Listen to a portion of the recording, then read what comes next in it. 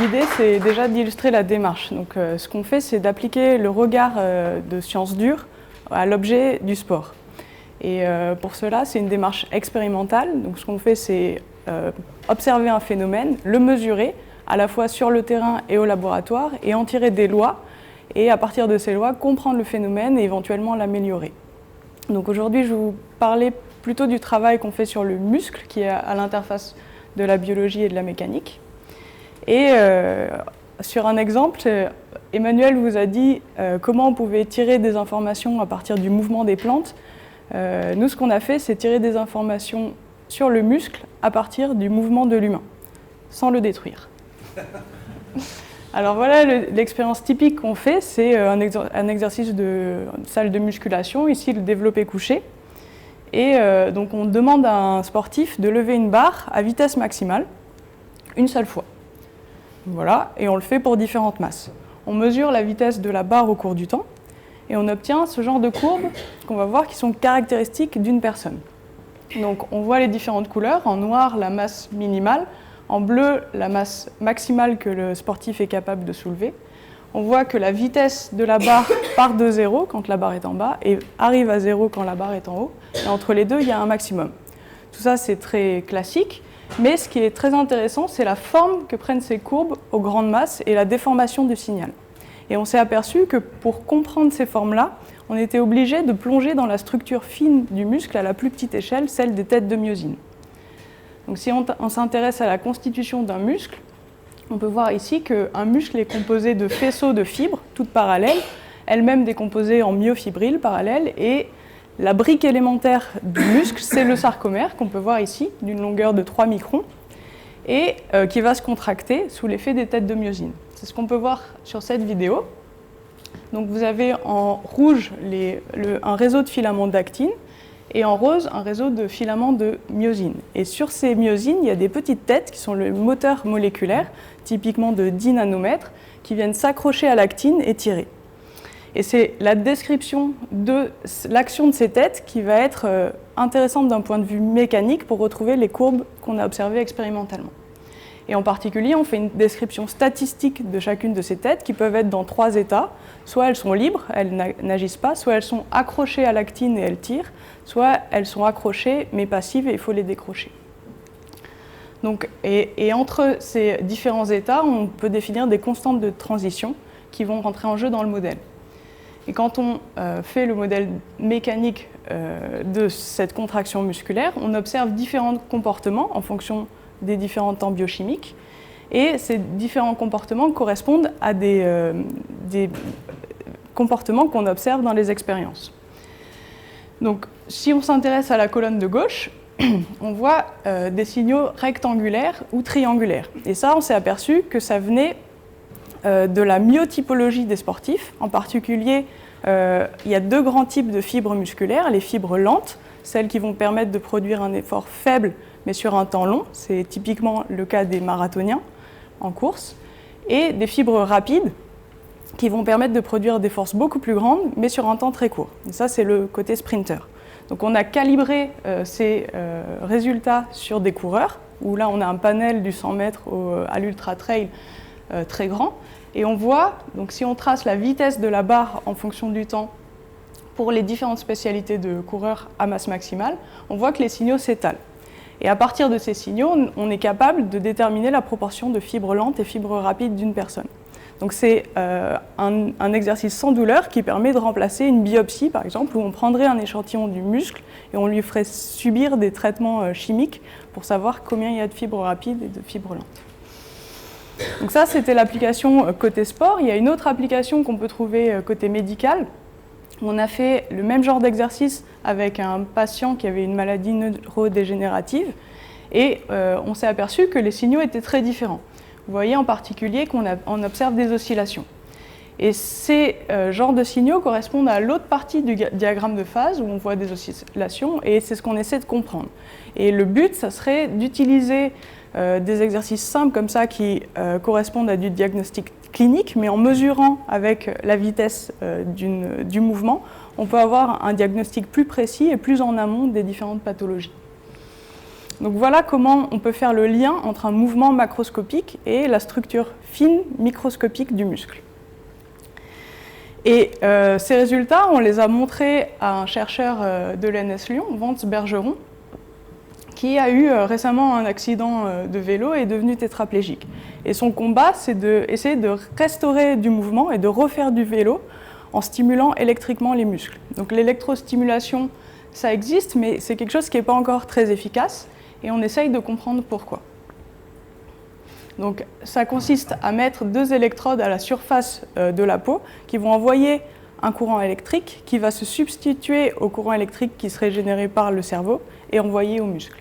Donc pour étudier ça, ce qu'on fait, c'est des expériences de laboratoire où on stimule électriquement le quadriceps et on mesure le couple exercé au genou, donc ce qui est la force fois le bras de levier exercé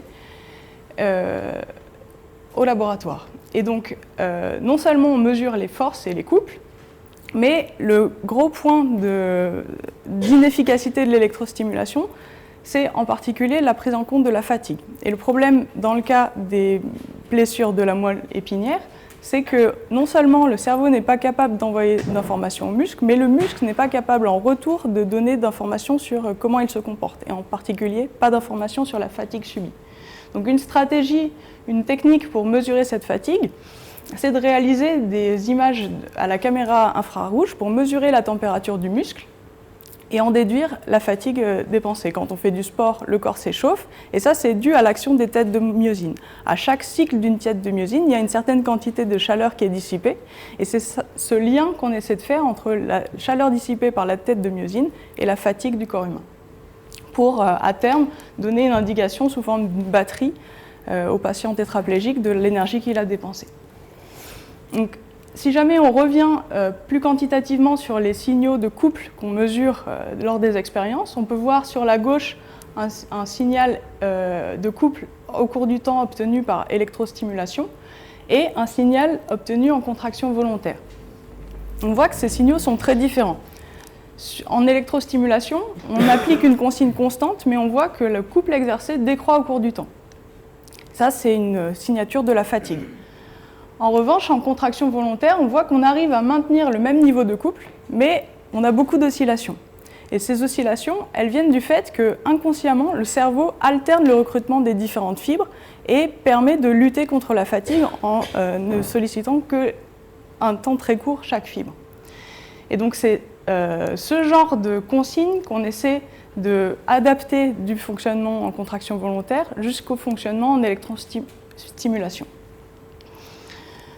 Donc voilà le travail qu'on essaie de faire sur le mouvement électrostimulé, et ça nous a amené à d'autres sujets sur ces oscillations de la force produite par le muscle, et en particulier en sport. Donc la première application, c'est au rugby. Donc au rugby, le principe aussi, au cours de la mêlée, c'est de produire la force maximale.